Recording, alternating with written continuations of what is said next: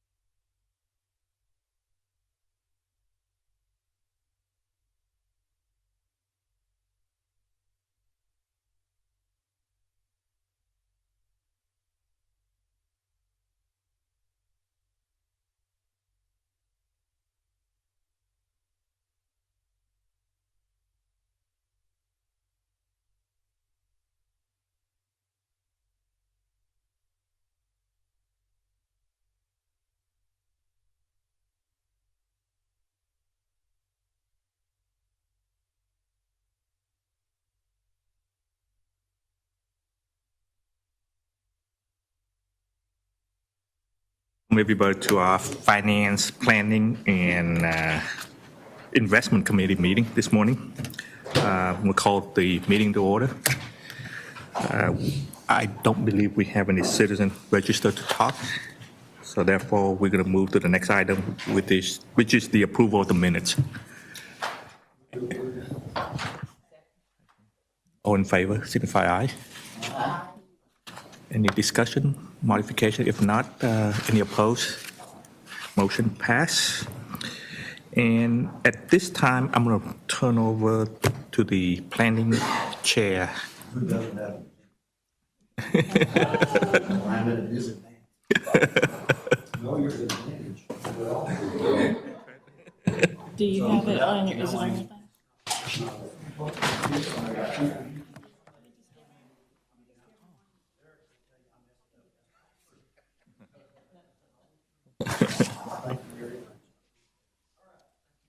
So we have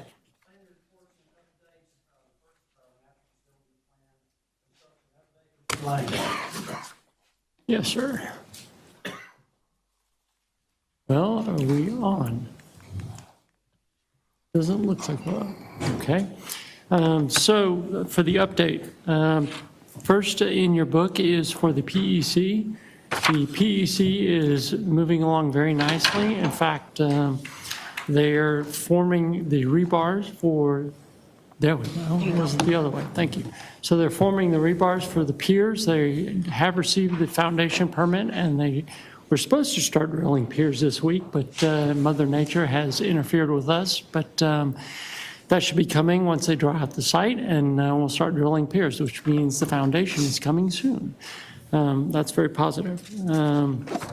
For the temporary parking work is proceeding on lots C, D, E, and F. Those are the lots that are north of Rosedale. They do have curbing around those lots now, and pretty soon we will put gravel in and bring those lots online to help alleviate some of the parking issues that we currently have. So that's moving well nicely. Then lastly, Medical Home Southwest. They have poured the slab out there, so it's time to start erection of the building.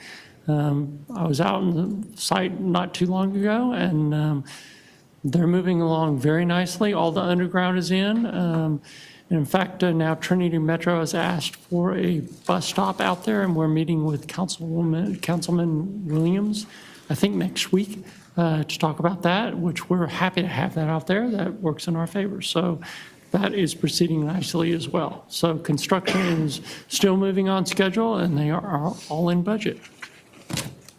Okay, any questions for Adam? Thank you, Adam. All right, then let's move to the North Pavilion Expansion Hospital Tower project, Adam. Yes, so what we're doing, we're looking at combining the CMAR for the North Pavilion expansion and the hospital tower. The board may recall that we have come to the planning before to ask for a lease for both of those CMARs.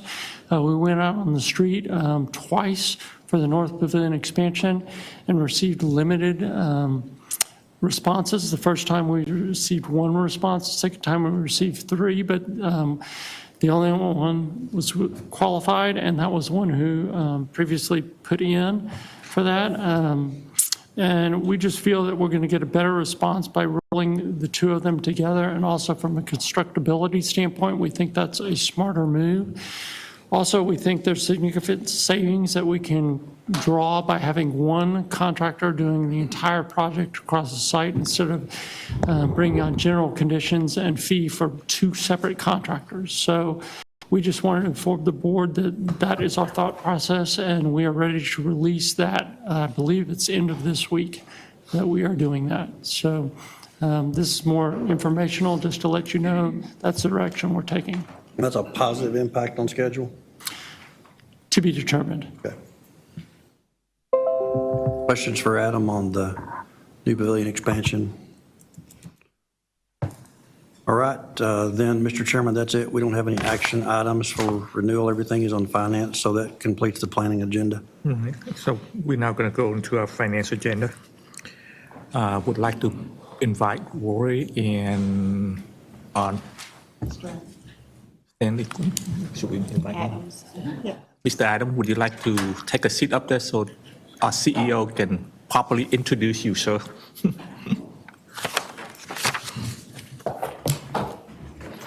Welcome. Thank you.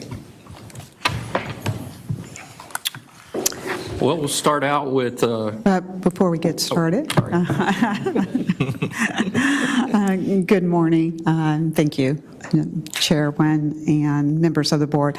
I would like to introduce Stan Adams, who joined us 2 days ago, was it, Stan? So as a result, he will not be presenting the financials. I tried to get him to do it. He thought that was a little quick. But I'd like to introduce Stan Adams, who has a wealth of experience in sitting in a CFO position. He is currently sitting as an interim here. He comes from B.E. Smith. Stan, would you please share with the board a little bit of information about you? Absolutely. Thank you. Number one, I'm happy to be here, happy to and excited to have the opportunity to be a part of the organization and to come in and make a contribution. I've been in healthcare finance for literally a little over 30 years at this point, but 23 in this role, and have had the opportunity to work in any number of systems, literally from coast to coast, to be honest with you. I've been in the Texas area for some time now, down in the Houston area, most recently working at a Stewart facility, but very, very similar. It was a contract that, if you will, I've mentioned to Dr. Duncan and even the team probably early in my career as a CFO. I won't tell you how old I was at the time. That probably wouldn't have been, the most important thing to me, but as I've grown in my career, grown in being in different settings, the most important thing is surely financially you want to do well and be in a position to reinvest back into the community and the organization. But really, that is the key. Obviously, you have to do well enough for that to happen, but everybody deserves care. And also, there's opportunities that I've been able to either be a part of or realize, see to come to fruition, where you can still, it's not just about service line development, but being able to add programs in every single case that are going to benefit the community, and look forward to being able to take the years that I've been in the field and doing this work and be able to assist JPS. And again, really excited to be here, and can't do enough fast enough, to be honest with you. So it's only been a few days, but anyway, thank you. Well, welcome, Stan. I know you bring the rain with you so that you can clean humidity everything and start and the everything rain. out fresh. And And before Rory gets started to give us the financial report, I'd like to thank Rory for, in this brief period of time, for the great work that he's done in stepping in and providing leadership in the finance area. Over the weekend, he must have shot me about 3 executive summaries on projects. Kind of reminds me of the Trent whole thing with the facility assessment. And it was like, oh my gosh. But he's been, as everyone knows, we all know Rory. He's always quiet, working in the background, but his ability to step up and keep things going, I'd like to personally thank him, and I know the board also thanks you, Rory. So I'm going to turn this over to you. thanks, Rory. while we're on that theme, thank you to the board. The last time I checked, it's not a paying position. We really do appreciate the role that you play for the citizens and you care, but also the citizens, the taxpayers. Thank you to Dr. Duncan for entrusting me to lead for a period. And of course, Stan bailing me out. I So want to say I'm grateful that I didn't mean to interrupt, Rory, that you're in a position, and in addition to that, able to help my, assimilation in with JPS. So thank you so much. You bet. Normally, that doesn't exist. You have to step in and do it. So thank you. you bet. I think more importantly, though, this is not a one-man job. There are so many people in finance. Couldn't do it without them. A few names: Whitney Franklin, Courtney Bodecker, Suzanne Fleming, Carrie Freeman, Lori Ching, and Karen Cruz. They really helped over the last few weeks getting by the transition. So before we get into the financials, just a few housekeeping items. The annual audit is being conducted by Forvis. They started on Monday. We've had several good conversations with them, and we expect a report out from them in December. Many of you have heard of Fit for Growth. We are looking at kind of the impact of Fit for Growth on the future of the organization with changes that have occurred in obviously ad valorem, as well as construction cost, supplemental funding. So we're really going to be looking at that 10-year financial plan in great depth. We're also looking at how we can better represent the financials with some of the operating income and how we account for in the financials with the ad valorem taxes, as well as we are expecting disproportionate share cuts of about $8 billion across the country, and our portion of that PS will be significant. If you look at the reason for that, expansion states are receiving funding through Medicaid, but Texas has not expanded. The federal government has passed legislation to supplement patients and insureds with premium subsidies. So they are trimming that back because the logic is as more people become insured, you need less supplemental funding. So that's going to be a large impact on us as well. Today, we'll mainly look at year end, but keep in mind we have a lot of things going on in September that will contribute to year end adjustments. I'll pause there if there's anything. If not, we'll move forward. Okay. The narrative, of course, is just there for your reading pleasure. But we have some volume indicators that we'll go through. If you look at our inpatient cases for the year, we're up about a little over 1,300 cases. You see most of that would be in medical surgical. We did some really good work back in the summer months, in July, August, with Colin and his team on the 2 midnight rule. So you've seen a shift to inpatient cases. And then you see a corresponding decrease from the prior year in observation cases. So those two go together. We still don't expect, we expect that trend to continue, but we're pretty flat on the inpatient admissions as you look across a 5-year period. Slight increases, but most of that's due to that 2 midnight rule work that we did. Behavioral health, very stable. We just don't have capacity to take on additional patients, so we just don't have the beds to grow at the current status. Emergency, nice little bell curve there on an upward trend. We did reach pre-COVID levels in our ED this year, so those were mainly attributed to a lot of work that we did in Left Without Being Seen. If that's a very important piece of work that Jill and many others have been working on as an organizational objective.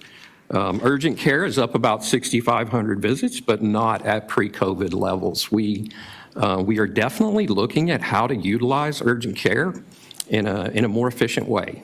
We are exploring different options and how we can do that. So you'll probably hear some things about that in the future. Of course, behavioral, it is pretty flat with last year as far as the PEC, again, capacity constraints. So, clinic visits, yes, sir.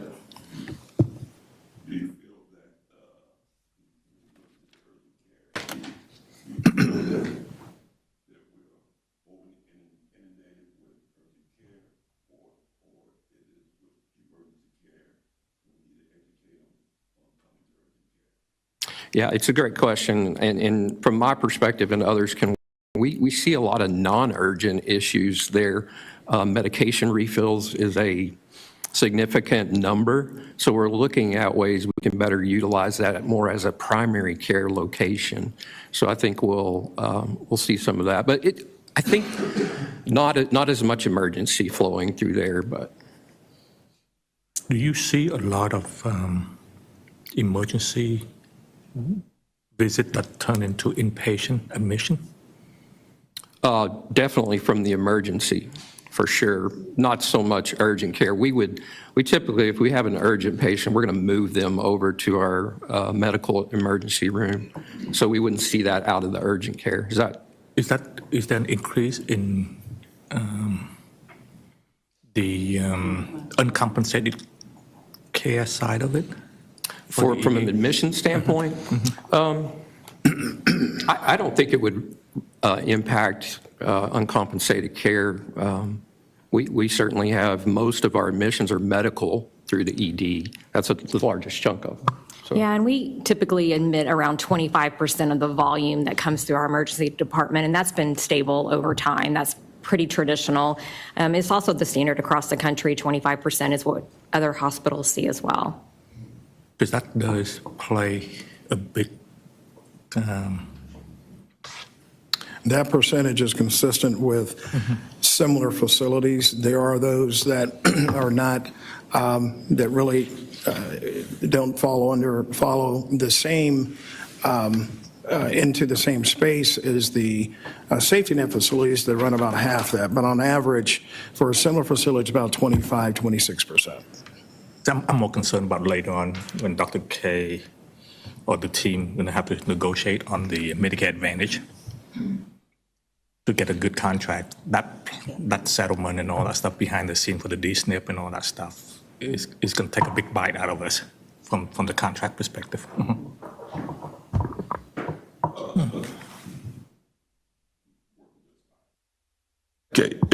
Okay, the persons that we see in urgent care or ED, are a lot of those persons non-connection patients, or are they connection? It is similar to our overall population, so it would be connections and self-pay would be 35% is what we're currently running. It might be slightly higher. The reason I was asking that is because when you were saying we're seeking to work through that, is that if we know who our connection patients are, maybe there's a flyer that could be sent explaining to the difference between connection and, ED and urgent care. Yeah, I don't know if you remember Devin Armstrong, our Director of Case Management, coming to talk to you about the Connected Care Engagement Program. So once patients are eligible for connection and they get on our connection program, that actually is part of their orientation, if you will, to the connection program. There's actually a nice education document that shows what's appropriate for the emergency department and how much that costs, what's appropriate for urgent care and primary care. And so we do some education once they do become JPS connection members. Because, people don't really realize or understand that, you actually could be seen a lot quicker perhaps in the urgent care. It may be more appropriate to go to the urgent care, but maybe just historically they're used to going to the emergency department. So we do some education related to that for JPS Connection specifically.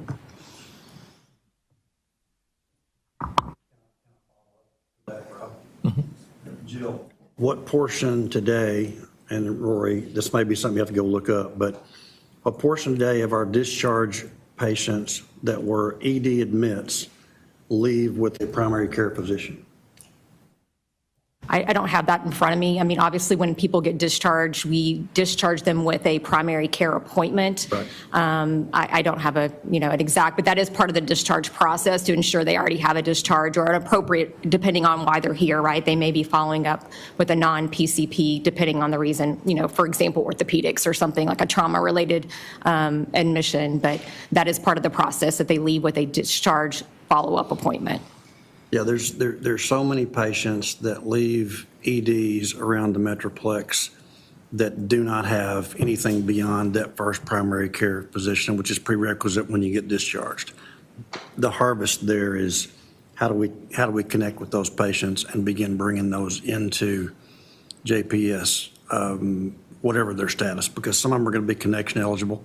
Some of them are going to be self-pay, but the fact that there's that many of them out there represents a real opportunity for us. And I would say Stan and I talked briefly about the future and how we look at that, but part of this being able to harvest more commercial payers, it has to be a very genuine and sincere and specific effort to really start targeting some of those patients. Because we've done a great job of it in the past. It's been a capacity issue.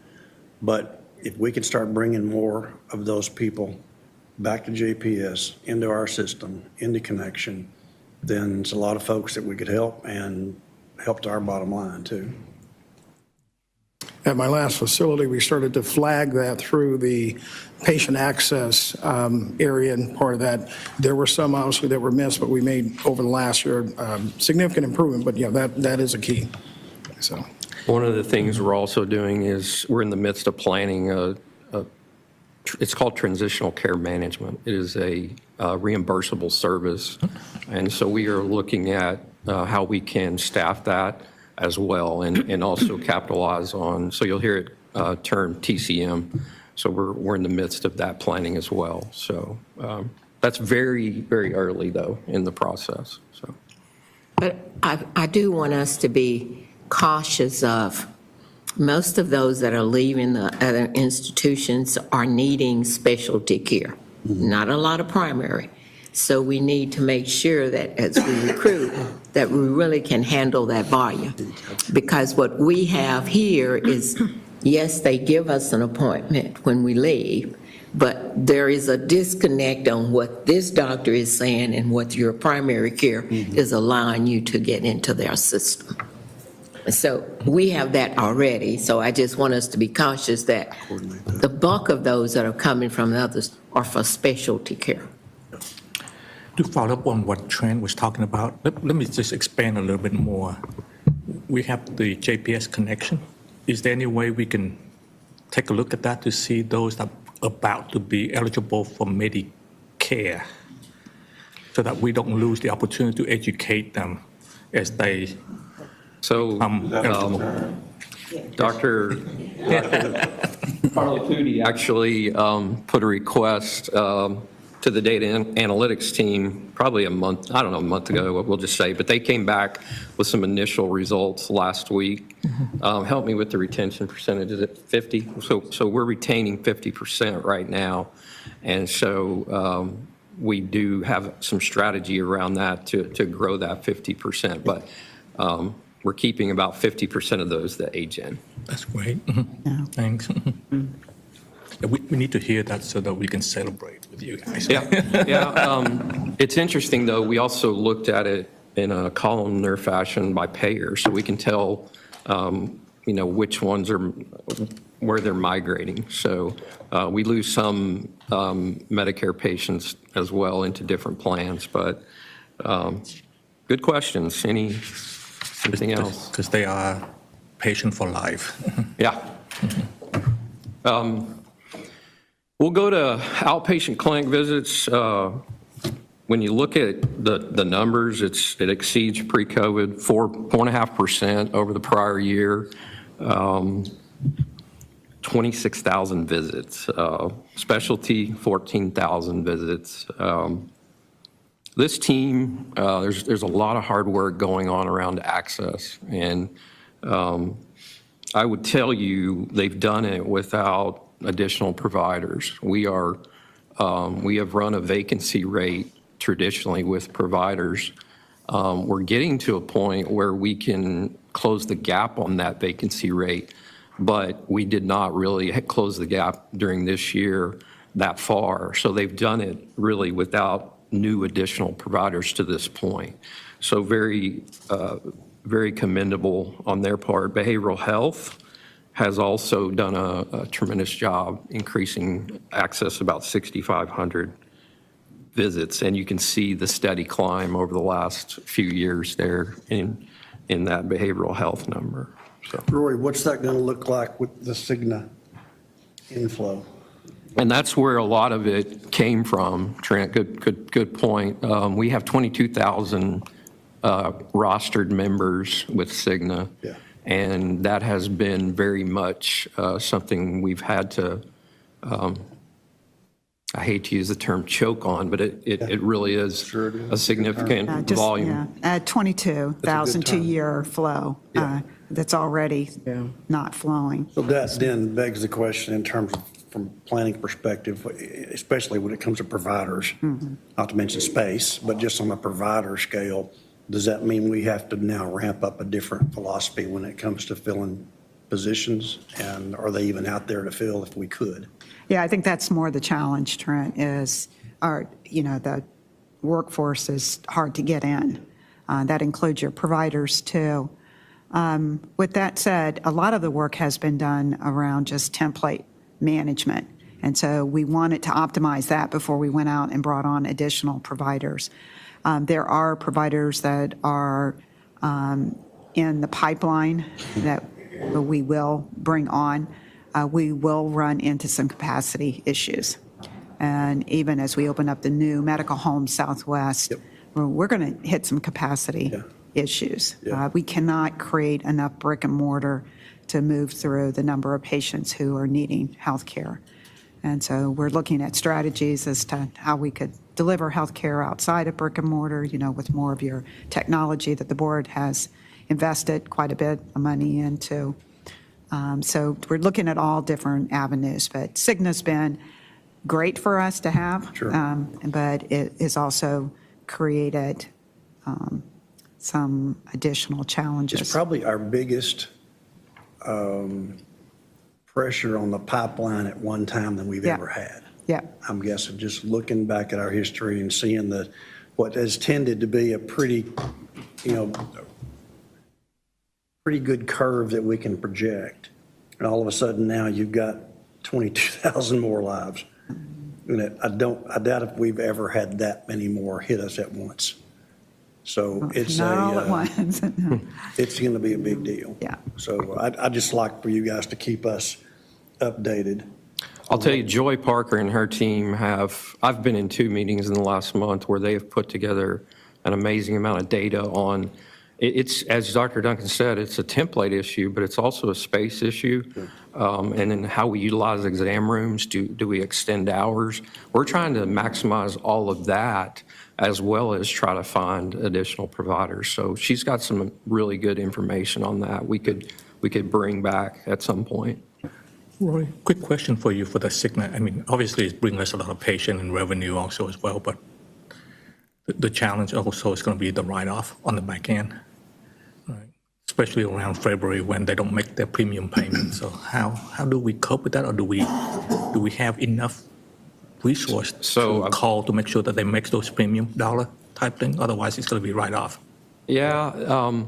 And it can't hit the charity either. You and I, we discussed that also as well.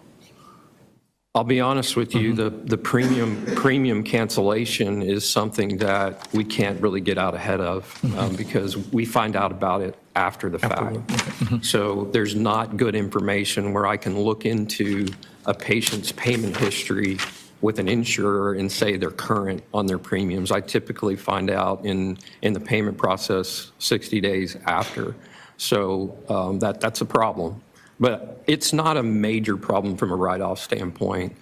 I think we would have more just general Cigna administrative burden from authorizations and denials rather than patients not. A lot of these patients, quite frankly, in our community they're subsidized 100%. So they're not paying premiums to that level where they're canceling. Okay. We did have some very unfortunate stuff go on this year where the agent community incentivized patients to sign up for insurance. Here's a free iPad, here's $50. And it's impacted their connections benefits. So we're really trying to get out ahead of that where these patients still have their marketplace insurance, but they also have a supplemental connections that helps cover any of those costs that the insurance doesn't. Great. Check. Surgeries, wow, this is some amazing stuff. We have 2,000 total cases from the prior year. 1,600 outpatient cases, 387 inpatient cases. I attribute this mostly to just throughput. We've done some really good work on case cancellations. But we've also, I do believe the physician compensation model has really made a difference in surgeons being busier. And so that's really two of the things I would attribute those numbers to. You do see the inpatient cases flatlining. That's a trend in the industry where we're going to see more of that work shift to outpatient. So. In line with that outpatient surgery, every year, there's more, I guess, medical, new invention, new technology that make it less invasive and all that stuff to move out outpatient. Right. Are we prepared for the new list that allow to be moved out? So we monitor what's called the CMS inpatient-only list every year. And so every year that list, some come off of that list, some actually go on that list. So that's, yeah, definitely, that's a annual update in October. So it's tended to shrink, the ones that are required to be inpatient. But we also have to look at it from when the order is written by the physician. If they don't write an inpatient order, we have a problem getting paid because we didn't put the patient in an inpatient status. So those are two things with inpatient only. But let me ask you a question, maybe. If previously they are inpatient, now they're outpatient, and when we submit as inpatient, would they pay us outpatient, or they continue to pay inpatient? They typically technically deny that because we didn't have the order status correctly. So if I understand your question, we have a patient that should have been an inpatient, but we billed it as out. They don't just downgrade it, they just don't pay it. It's a technical denial, typically. Okay. So there's no reason for, let's say we do it right, we got authorization, all that stuff for outpatient, but then I encode it, flip it back to inpatient, and then it come out inpatient, but even though it's outpatient. Yeah, it's very strict, and I believe CMS does it this way because a lot of these cases are so intensive. They do not want the patient being outpatient. They want them being inpatient. So it's a safety concern for the patient. But it's something we just have to keep monitoring every year. Thanks. Okay. We won't spend much time on the monthly. The only thing I would say is there's, of course, double-digit increases in urgent care and ED. We kind of talked about that already. The annual statistics on the next page look very much similar, double-digit increases in emergency and ED visits. So we've talked mostly through those. The graphs, I would point out a couple of things on this slide. Case mix continues to kind of be very flat, but also down over the prior year. Case mix is an indicator of severity. So if you are here for a heart transplant, you're a severity of 25.0, but if you're here for a GI procedure, you're a severity of 0.7. So there's a relative scale there on severity. We've seen that fall primarily due to COVID over the last couple of years, but we've also seen those higher case mix acuities fall. So some of that's cyclical, but some of it could be related to another level 1 trauma center in the community. I haven't proven that theory yet, but we'll work on that. Do we, I guess this is a tricky question here. Do we know if it's actually severity down, or is it documentation that may show it's down, but it may not be?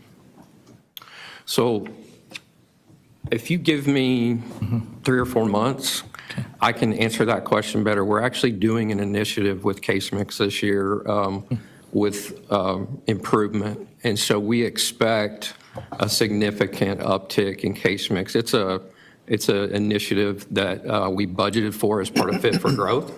So we will be really launching that project probably in the next couple of months. So it's a fair question. But we are looking towards more, here's our problem now. When you look at a CDI, Clinical Documentation Improvement Specialist, they look at every chart, and they don't know what they're looking for until they find it. We are looking at a system that would actually flag the charts and point them to the right chart to review. So therefore, they review more charts. So that's the plan with case mix. Yeah, because I'm just more curious to see if when they admit it to ED or some other form, they may not put all the diagnosis the way that primary care or specialist might put it in, and the other side doesn't receive it. Yeah, it also ties in with that education, which is part of the CDI for the docs as well. That piece really is a driver and should be a part of any, CMI actual initiative as well. I'm sure that that'll be part of it, and we're tying that in as well. We'll gain more knowledge, obviously, in time to come, but that's a big part of it. I mean, everybody's doing their job, but the last thing, it's hard to get everybody to document correctly because It shouldn't happen. fee for service doesn't matter what you put in there, but it costs more, but it helps on the other side. So I'm glad you're taking that initiative, Rory. Thank you. It was identified and fit for growth, and I won't put a number out there yet, but we'll bring back, results as we get them. It'll take a while to build that up. Are you saying you won't give us a preview? No, I'm just kidding. I'm not willing to go out. Not going to give you a number yet, but the other thing I would point out on this slide is length of stay. If you notice, we are above budget for the year, but I really want you to look at one thing. I want you to look at the last 2 months relative to the overall trend. So, and really, I don't know when the project started, but over the last couple of months, this team led by Jill and Dr. Carla Pudi, Dr. Assad, just to name a few, they have hammered on length of stay and our ability to get patients out of the facility and also find the right care setting for them. They meet daily and they go floor by floor, patient by patient.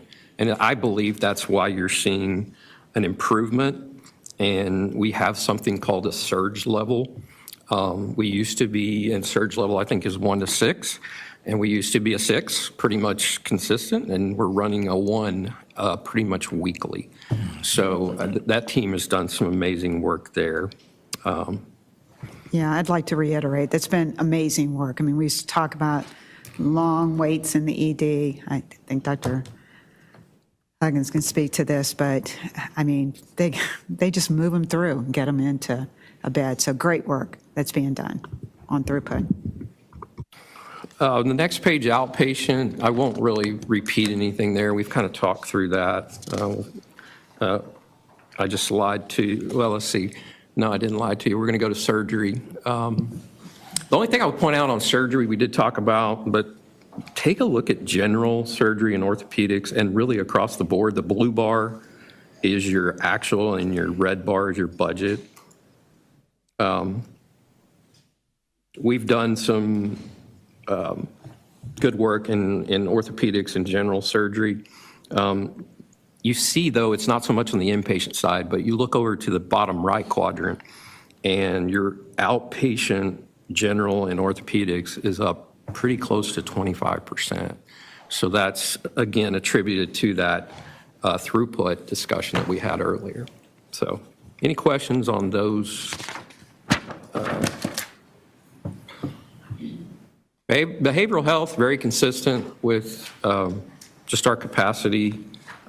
You will see in the bottom right, though, a trend starting where our clinic visits are really higher than budget, and that's just working on access hard, getting people in the clinics. I'm sorry. No, go ahead. I was going to ask about that. I mean, is that a deliberate clinical decision? Are we shifting away from, because it looks like for the last 2 months as well, emergency visits and patient days are somewhat down, maybe not statistically significantly down, but they're down maybe in favor of the clinic. Is that a choice that we've made, or is that just how it's happened? You're right on point. It is a ability to get them into the clinic so you don't have so much stress on the PEC psych emergency center. Right, You're, right. you're right on. Great. Yep.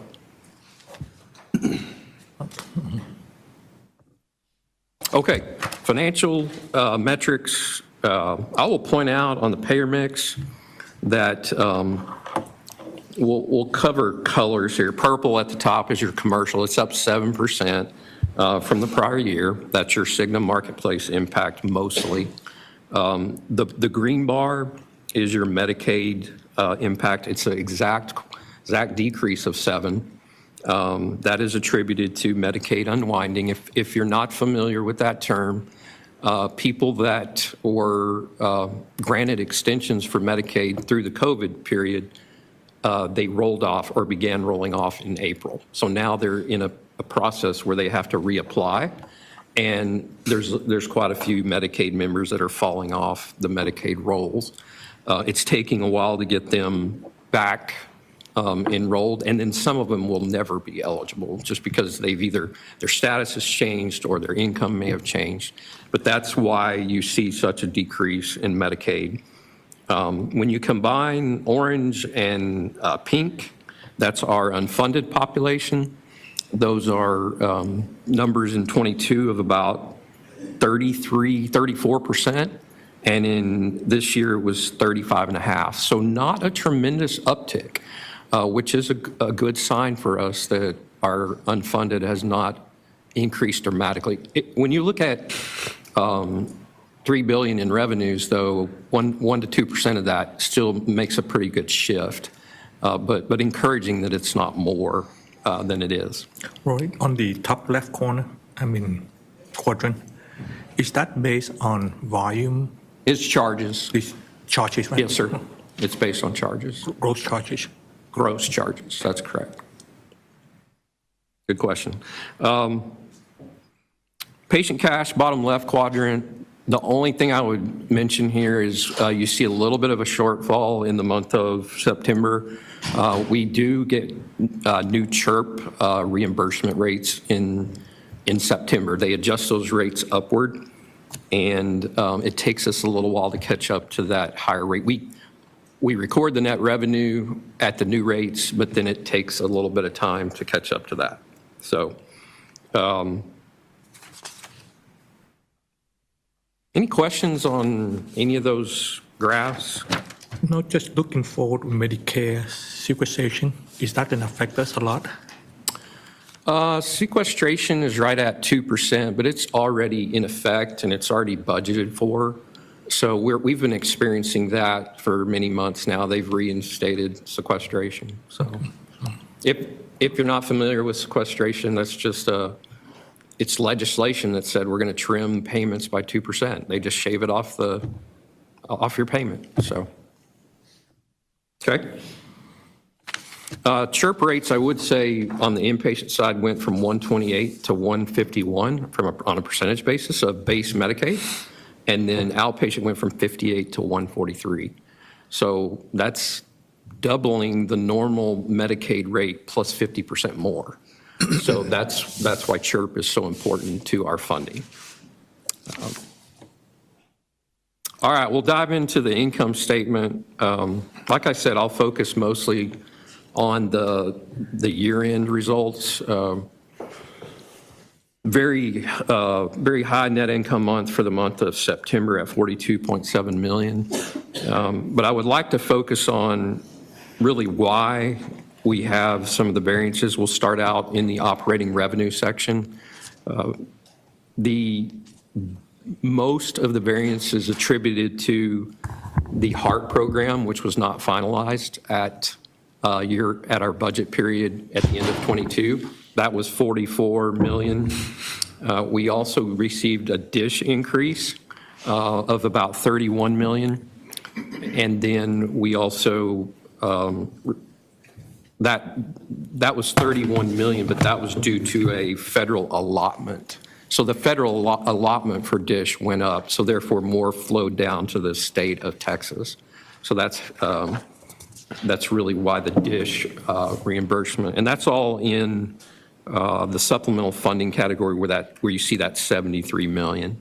Do you see that for 2024 also as well? UC is up for 2024, yes. Is that going to increase the money that we post for this? Also as UC well? is tricky because part of the payment we get when the patient's discharged, Mm-hmm. but if your discharges don't equal our amount of funding, then we receive it through the cost report. Right. No, but we also, one of the 5 or 6 institutions that funded that pool, right, for the state. Yeah. Is that going to increase this year for us? Actually, the state funding is predicted to, I think there's a decrease in the state Decrease in funding. that? Okay. I think I have a slide on that. Let me check here, DT. We'll get back to that one, but.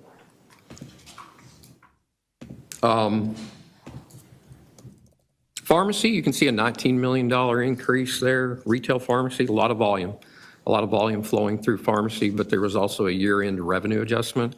We work with Maxor, and so Maxor, we had a year-end revenue adjustment of about $5 million.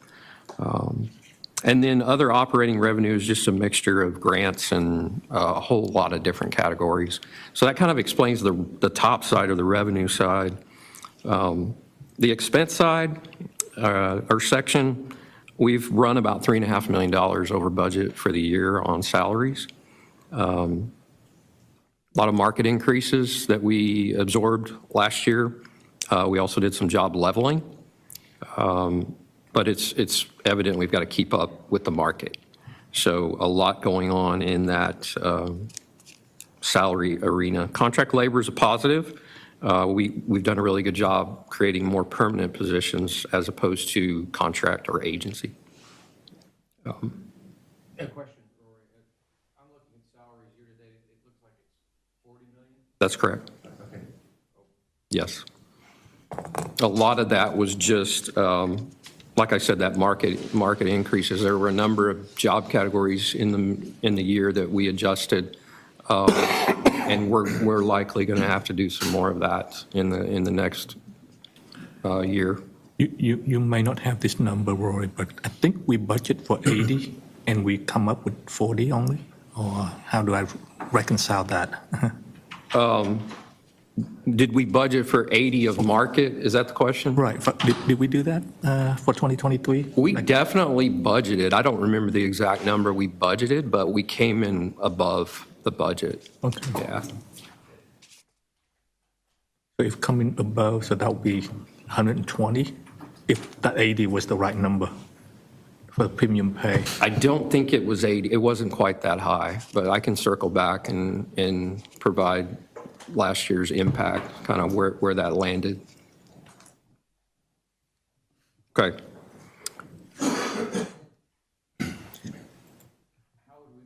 Budget for depreciation. I'm getting there. That's where I was headed. So there was an accounting rule that was implemented that we had to comply with by the end of September, where previously we expensed software license agreement, cloud agreements in purchase services. So you see purchase services is favorable by 21 million. It was a reclassification to amortization and depreciation as well as interest. That was called GASB 96, not to bore you, but that was the technical Government Accounting Standards Board's 96. So we just had to make a major reclass there. And that's the bulk of the other change. You will see supplies is about 19 million unfavorable, really high implant cost as more surgeries are happening. We're also seeing inflation, but rapid inflation on implants. So that's why supplies. But when you flex it, if you're not familiar with the term flex, when we flex for volume, it's only 10 million over budget. This is just the raw budget to budget, or actual to budget, but when we flex it for the volume, we're 10 million over, and 6 million of that 10 is implants. I know that's a lot of information to swallow, but any questions on the expense side? Okay. Investment income is the big story down in the bottom. We budgeted a yield of 2.12%, and our actual yield was 4.71. When you have that amount of invested in securities, treasuries, it's a huge impact. We did not see the interest rates rising that rapidly, and so we kind of have that adjusted for this year, and we'll see how the Fed kind of manages that over time.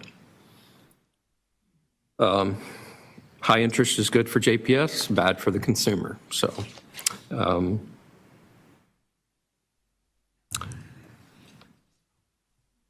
I think one other issue in interest, we just budgeted bond interest from January through September. We didn't actually issue bonds till, I believe, March. So that's why you see a little bit less interest expense there on the income statement. Karen, don't throw anything at me. That's always a good way to preface a question. The bond money is not, so I'm just looking at for the month ended in September. That's not, obviously, we're not booking any of that, of the bonds that we've sold. Is that correct? Let me go to the balance sheet on the next page and let's see if I can. Well, here's where I'm going with it. I mean, taking that out, we made $42 million last month. It's really the 42, we made 20 million in the month of September, and we had some year-end entries, but there's no real, the impact from the bonds is on the interest expense. Now, the balance sheet impact is a cash, obviously a cash increase, but you'll see a lot of the bond expenses flowing through on the income statement with depreciation, and we're paying for those things. But yes, there's still, there is an impact of the bond project coming through the income statement. But we're still making money. Yeah, not fully ramped up. We haven't onboarded all of our projects, right? I mean, that's, as we start to onboard more and more of the projects, we'll start to spend more and more, which will then. Well, we have 4 times more invested. Right. Maybe 5 times more. Right. So, I mean, yeah, whatever the offset's going to be for the bond expenditures, when you got that much money invested, that's a windfall. Yeah, yeah. We're good. Yeah, but even in places like pharmacy, I mean, it's huge. It's great. It's a good thing. So I will point out that if you look at the operating income budget for last year, it was 69 million. We have budgeted 29 for this year based on everything that we have predicted, ad valorem changes, as well as funding decreases at the state level.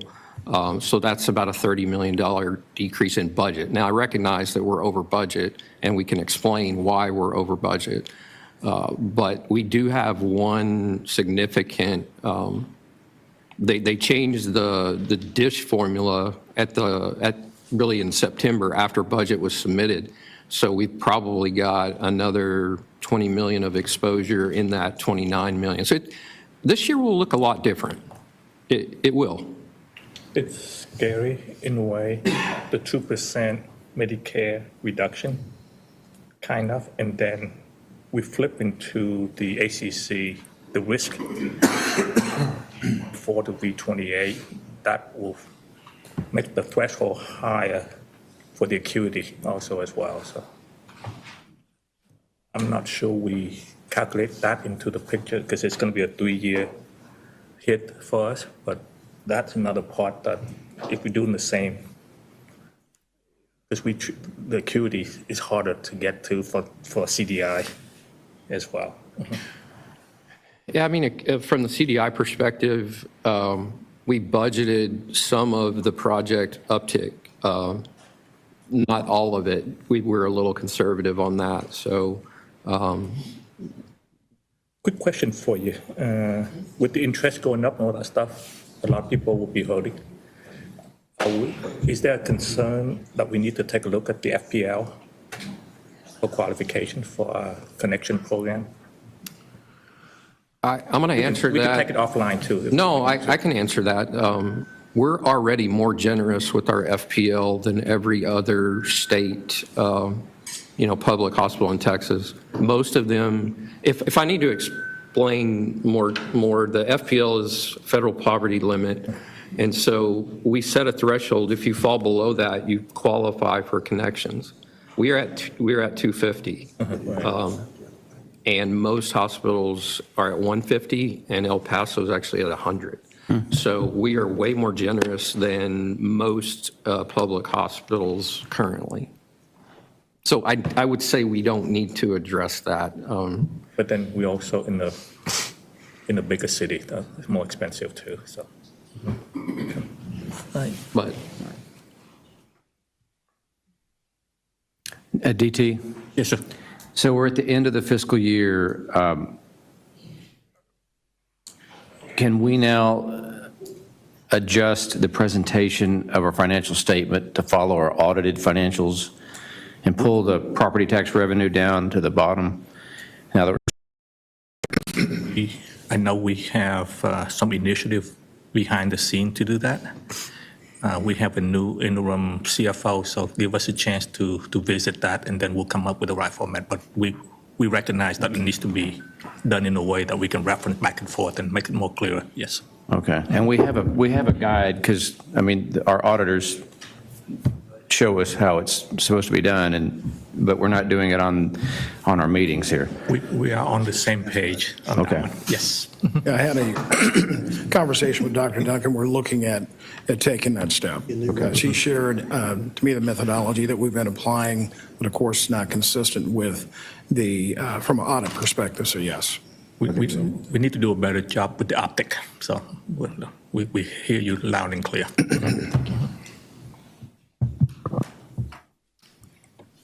Okay, so since you do see a consolidated look, I wanted to just briefly touch on a claim. They had a very favorable year to budget, and their gross revenues were up 18 million. Their net revenues were up 7 million, but they also saw significant salary increases as well on the claim side. So I want to give them credit for a very good year as well. We'll go to the balance sheet. Can I get some clarification from you? When we look at a claim, Yes. do we look at also purchase services like sound and IES and all that stuff, or is it over purchase services? Yeah, those are on the remuneration side of the hospital. Okay. So they don't flow through a claim. Okay, got it. Mhm. Okay. So we'll hit the balance sheet real quickly and wrap things up, for my part at least. Cash is a $129 million decline from the prior year. Most of that is attributed to just increasing the board-designated funds. We'll be coming back in December to make a recommendation, likely that we transfer or move more of that money into board designation. It does leave us with days cash operating right now of 150, but total cash of 362 days on hand. So just to give you an idea, I know we've talked about days cash on hand in the previous meetings, but that's kind of where we sit. Is December usually our lowest month from cash perspective? November. Okay. So, yeah, obviously, whenever the tax revenue comes in, we see that change. So, questions on cash? I mean, the other thing that you see is the board restriction from 162 million to 623 million. That's a $461 million increase from the prior year. So we did move that into that restricted fund for construction and master facility plan. And is that the account we'll move from this December? It will, if we want to move it, it would be more from other investment type accounts or just operating. But on this balance sheet, which line would it move from and to? It would go to the board restricted. For the master facility plan? Yeah. And is that what correctly called the future fund? Yes. Yes. And then AR, I want to point out, AR is up 20 million.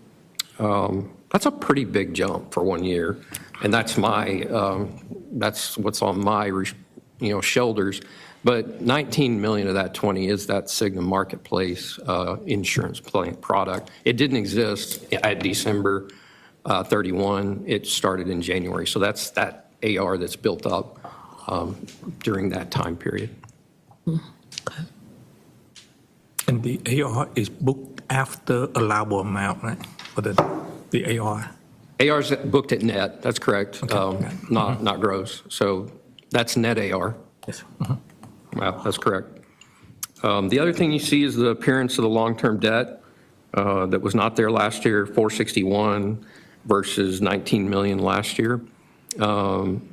Obviously, we record the current portion of that long-term debt that's due in the next 12 months separately. So that's kind of where I'll close it. Are there any other questions? The current maturities of long-term debt would be accrued interest payable. In the next 12 months. Right. That's correct. I have a question that may not be related since we start a new year. During COVID, we set up a credit facility. I'm sorry.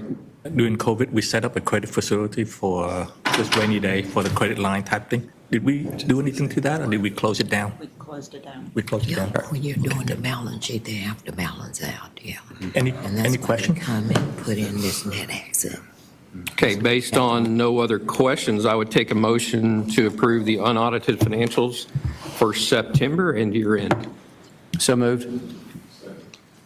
All in favor, signify aye. Aye. Motion passed. Thank you, Roy, for an excellent You're welcome. overview. Thank you, guys. Completely Good report. Thank you. Completely forgot you have an accounting background. Doing a good job. Dusted it off. Thank you.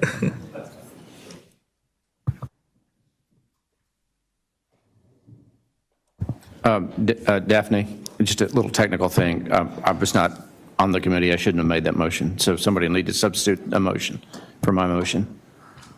Oh, yes. Can you do that? Motion from, Somebody gonna second it? I think he, Sorry. yeah, I forgot. Yeah, Roy, you. I forgot too, clearly. No. You Okay, can we get a we have motion to for clear your motion out. Trent is so We replace it with Trent and second by, proud. Trent was first. Reverend, got it. Thank you so much. Thank you. who's on first? Welcome, Will. You up next, sir? Yes, sir. Good morning, Mr. Chair, Committee.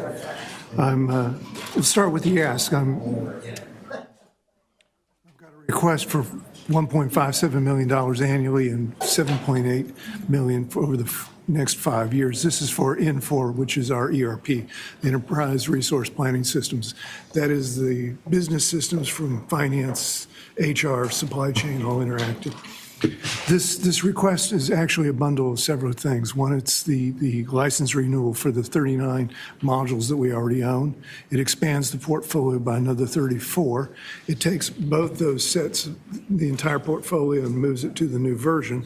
But it's also the cost associated with moving to a cloud environment. This will be a SaaS environment, which means the dollars are also embedded in this for the data migration. Now, let me just put this into context. I said this was an ask for 1.57 annually. We're already paying 1.3. They are the existing vendor. So you may be asking why now. There's two reasons, one of which is it's time for transformation. And this provides the opportunity to the systems harmonization, the process improvement to drive the value and the dollars associated with fit for growth in the business systems. The second piece of this is we're at a tipping point. This fiscal year 24 is a cost avoidance point. I've got more than $500,000 in terms of upgrades of hardware, operating systems, and Cobalt license that I can avoid by moving this now. The project, just as a reminder, is in two phases. What you're seeing today is the cost associated with getting the license, upgrading to the new version, and putting it in the cloud. And then I'll be coming back to the group with an RFP that's just closed now for a system implementer to help us do that conversion and the implementation and the process improvement.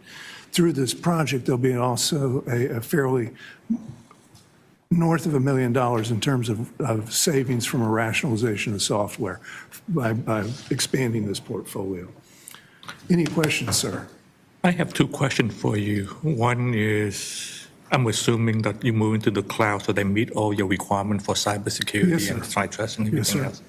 The second question is, if the justification for sole source, is that to keep it the same so that That is correct. But We we don't buy have- this through a value-added reseller. We buy this directly from the vendor, and this is the product, and all we're doing is expanding and upgrading the license. for the interoperative and all that stuff, do we Yes, stay sir. with sole source? Okay. May I have motion with including sole source? Oh, yes. please. You know what, and I completely Yes, sir. understand what you said, but in terms of the measure of success on the agenda item, this It's an important step, and the improved operating efficiencies is actually a quantifiable number to the extent that this is now giving us a new net that's avoiding costs that we would have had to pay. That is correct. Continuing the old platform. So if there's a way to be able to empirically illuminate what dollars we are saving by this decision, I'd like to see that on the agenda. So happy to do that, and that's part of the next phase of the project, and we're doing it in 2 locations. As I said, there's a rationalization of applications that goes away, and we can quantify those directly. Perfect. The other piece of this in transformation is we're starting off the project by actually quantifying what are the processes we expect to improve and what is that value. So that we're creating our own accountability as we move into the project, so we can come in and say, did we get the rationalization, and did we achieve the process improvement that we expected to? Perfect. Thank you very much. Yes, sir. Move approval of the exception to bid and for the contract. You have second? Second. All in favor, signify aye. Aye. Thank you. Any opposed? Motion passed. Thank you, I appreciate that, and you're absolutely correct. It does move a lot faster when I'm here on time. We'll wait for you, Nate. Hi, Adam.